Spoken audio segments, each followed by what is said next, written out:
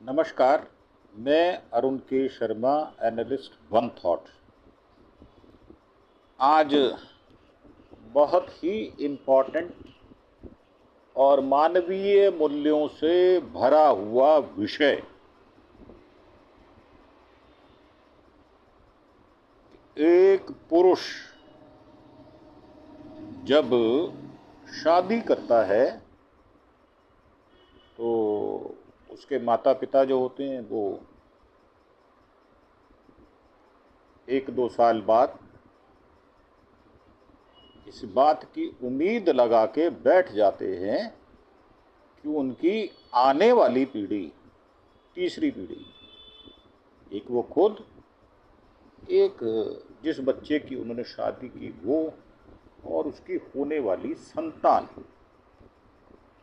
जब देरी हो जाती है तो लड़की के माँ बाप भी सोचने को मजबूर हो जाते हैं कि जो शादी की परिणति है, और वैसे भी किसी महिला को पूर्ण महिला तब माना जाता है जब वो संतान को जन्म दे दे, तो वो पूर्ण स्त्री बन जाती है। और पूर्ण पुरुष भी शादी करने पर नहीं बनता, वो अधूरा रहता है जब तक इस सृष्टि के चलन में उसके आगे आने वाली पीढ़ी, उसका पदार्पण अगर इस धरती पर नहीं हो जाता, तब तक वो पूर्ण पुरुष नहीं बनता। तो ये समस्याएं हैं आजकल जो एमएनसी के बच्चे हैं। और अभी आर्टिफिशियल इंटेलिजेंस से पिता बनने लायक हुआ पुरुष, एक ये सूचना आई है, 18 साल बाद पत्नी जो है वो प्रेग्नेंट हुई, और बच्चे की चाहत में एक कपल देश दुनिया के चक्कर लगा डाले भाई साहब। उन्होंने तमाम डॉक्टर्स के पास गए, कई बार IVF का तरीका अपनाया, लेकिन सभी प्रयास असफल रहे, निष्फल रहे, कोई फल नहीं मिला। आखिरकार और आर्टिफिशियल इंटेलिजेंस की मदद से कपल 18 साल के लंबे, वैसे तो ये संघर्ष शब्द लिखा है, मैं संघर्ष नहीं कह सकता, उसको प्रयत्न कह सकता हूं, के बाद वो उनके घर में किलकारी गूंजेगी, इसकी संभावनाएं बन गई और वो गर्भवती हो गई। और आर्टिफिशियल इंटेलिजेंस ने कैसे किया, आखिर कपिल के साथ क्या दिक्कत थी, जानने की यहाँ पर हम कोशिश तो नहीं कर सकते। उसका कारण है कि बहुत सारी बातें जो हैं उनको ऑन स्क्रीन कहना वो हमारे लिए संभव भी नहीं हो पाता, और उसमें कुछ ऐसी बातें अवश्य होती हैं जो या तो करने लायक नहीं होती, या फिर उनका ढिंढोरा नहीं पीटा जा सकता। और ये जो बातें होती हैं, ये एक पति पत्नी अपने डॉक्टर से तो कर लेते हैं, परंतु वो सार्वजनिक तौर पर उनको नहीं कर पाते। तो जब तक हमारे पास इसकी जानकारी उपलब्ध होगी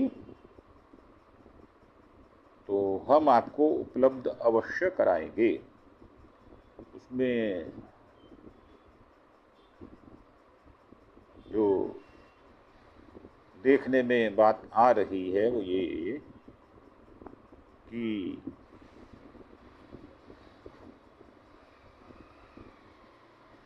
अब ये 18 साल बाद आर्टिफिशियल जो प्रोसेस है वो हुआ है। अब उसमें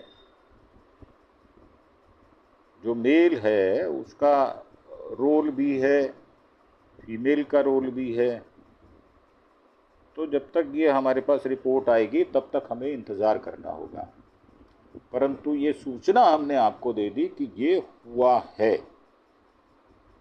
संभावना है कि हो सकता है। और आर्टिफिशियल इंटेलिजेंस बहुत सारे काम कर रहा है, कुछ अच्छे काम भी सामने आए हैं, तो उनकी चर्चा करना तो अवश्य बनता ही है। और सब धीर गंभीर हैं, मैच्योर माइंड हैं, तो वो करना भी चाहिए, उसमें कोई दो राय वाली बात भी नहीं है। तो हमारा मानना ये है कि आप आर्टिफिशियल इंटेलिजेंस की मदद लें, वो आपको कुछ तरीके समझाएंगे, वहाँ मेडिकल रिपोर्ट भेजें, पुरुष की भी और स्त्री की भी, उसकी वो जांच करके बहुत सारी जैसे बीमारियों की दवाइयों के बारे में वो बता देते हैं, इलाज के विषय में बता देते हैं, बीमारी का डायग्नोस कर देते हैं। बहुत मेडिकल आर्टिफिशियल इंटेलिजेंस बहुत तरक्की कर चुका है ऑलरेडी। तो आप वहाँ ये सारी डिटेल भेजें, आपको बहुत सारी आश्चर्यजनक आपके शरीर के विषय में वो जानकारियाँ देंगे, जिससे आप खुद भी प्रभावित हुए बिना नहीं रह पाएंगे। तो मेरा मानना ये है कि फिलहाल हम इस पर ज़्यादा चर्चा ना करके मोटे मोटे शब्दों में ये अवश्य कहेंगे कि आप आर्टिफिशियल इंटेलिजेंस की मदद ले सकते हैं। विषय गंभीर है, तार्किक है और मानने वाला है और करने वाला भी है। मतलब अगर वो जैसा उपाय आपको कहते हैं, जैसी दवाइयाँ कहते हैं, जैसे टेस्ट कहते हैं, वो सब आप करें, मतलब टारगेटेड अचीवमेंट हो सकती है, उसमें कोई दो राय वाली बात नहीं है। तो हमने ये एक साधारण सी सूचना के तौर पर आपको प्रस्तुत किया है। अब बच्चे जो गंभीर हैं, जिनकी शादी हुए 4-5-6 साल हो चुके हैं और वो संतान चाहते हैं या दूसरी संतान चाहते हैं, तो वो इसके द्वारा अपने लक्ष्य की प्राप्ति कर सकते हैं। इसमें हेजिटेशन जैसा कुछ भी नहीं है। और क्योंकि युग इतना आगे बढ़ चुका, आधुनिकीकरण इतना ज़्यादा हो चुका कि वहाँ पर बायोलॉजी की पढ़ाई जो है वो 12वीं के बच्चे करते हैं, बायोलॉजी लेते हैं, तभी वो MBBS कर पाते हैं। तो मुझे लगता है ये बात उतनी मुश्किल नहीं है, इसको सहज भाव से लेना चाहिए और इसको सहर्ष स्वीकार भी करना चाहिए। तो आप आर्टिफिशियल इंटेलिजेंस की मदद लें और इस और जो प्रगति संभव हो सकती हो, आपके घर में खुशियां आ सकती हों, तो इससे बड़ी कोई बात नहीं हो सकती। हम आपको शुभकामनाएं देते हैं, कम्प्लीमेंट्स देते हैं, अपनी ओर से बेस्ट विशेस दे सकते हैं, वो हम हमेशा देते रहेंगे, क्योंकि ये सामाजिक विषय है, इस पर गंभीर चिंतन होना चाहिए और इस पर लोगों को काम करना चाहिए। जो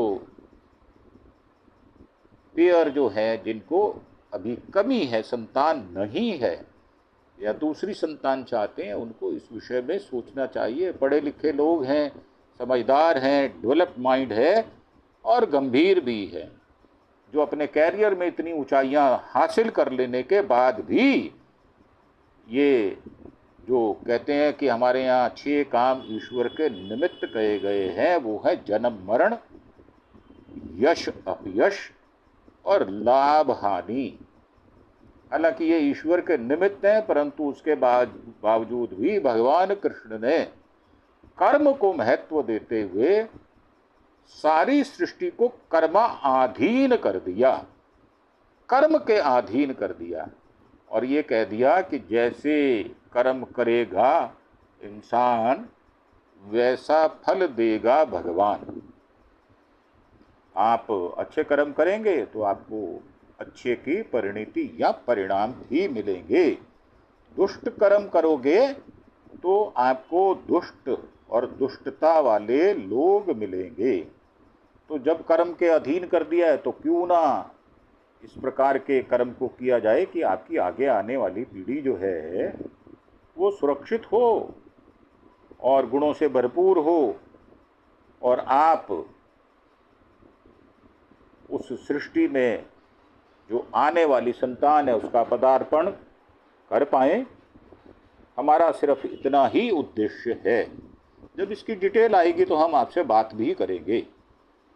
तो ये भिन्न प्रकार के हम विषयों को चुनते रहते हैं, अलग अलग तरह के विषयों को चुनते हैं। ये विषय आज हमने चुन लिया और आपको बताया है। इसकी डिटेल आपको आगे आने वाले समय में अवश्य देंगे, और इस उम्मीद के साथ कि इससे जो मेरे व्यूअर्स 24 साल से लेकर 36 वर्ष, और जिसको दूसरी संतान चाहिए 36 वर्ष से लेकर 44 वर्ष तक के जो मेरे व्यूअर्स हैं, भले ही वो किसी देश के किसी भी किनारे में हो, किसी भी देश में हो, किसी भी सांप्रदाय के हों, किसी भी धर्म को मानने वाले हों, और मेरी इस बात को समझ रहे हों, तो उनको ये लाभ मिलेगा। और हम अपनी बड़ी अच्छी भावनाएं उनके साथ रखते हैं, और हमने अपना संदेश आप तक पहुंचा दिया। अब आप देखें इस पर कितना अमल करते हैं, कितना फ़ायदा लेते हैं। परंतु हमें उम्मीद है कि आप धीर गंभीर लोग हैं, हमारे व्यूअर्स बहुत शानदार उपलब्धियां लिए हुए हैं, और हमारी भाषा को, हमारे विचारों को समझते हैं। दरअसल हम अंत में जो कहना चाहते हैं वो यही है कि कर भला तो हो भला। इन शब्दों के साथ आपसे आज्ञा लेते हुए एक बार फिर से प्रार्थना कि आप हमारे चैनल अरुण के शर्मा एनालिस्ट वन थॉट को सब्सक्राइब अवश्य करें। आपको इस प्रकार के विभिन्नता लिए हुए, जिसमें एकता भी है, सातों रंग भी हैं और सातों स्वर भी हैं, ये आपको देखने को मिलेंगे। भले ही वो संगीत हो, वाद्य यंत्र हो, स्वर हो, शब्द हो, गीत हो, पद्य हो, गद्य हो, तो हम सबको पढ़ते हैं, सबके विषय में हम जानकारी भी रखते हैं। परंतु हमारा जो चैनल है वो सोशल मीडिया के द्वारा जो विषय हैं उनको विभिन्नता से चुन लेता है और प्रस्तुत कर देता है। इसी उम्मीद के साथ कि आप हमारे चैनल को सब्सक्राइब करेंगे तो आपको नई नई जानकारियाँ उपलब्ध होती रहेंगी, और इसको अंत तक सुनना ना भूला करें। आप अंत तक सुने और फिर उसके बाद कमेंट बॉक्स में जाएं और हमें कुछ गाइडलाइन भी दें, हमें सुझाव भी दें। इन शब्दों के साथ आपसे विदा लेते हुए एक बार फिर से उम्मीद करते हैं आप हमारे चैनल अरुण के शर्मा एनालिस्ट वन थॉट को सब्सक्राइब अवश्य करेंगे। सैकड़ों और हजारों की संख्या में जब आप करेंगे तो हम भी प्रफुल्लित होंगे और खुश होकर हम अच्छे ढंग से और बेहतर बनने की कोशिश करेंगे। इसी उम्मीद के साथ आपका धन्यवाद। Thank you. जय हिंद, जय भारत।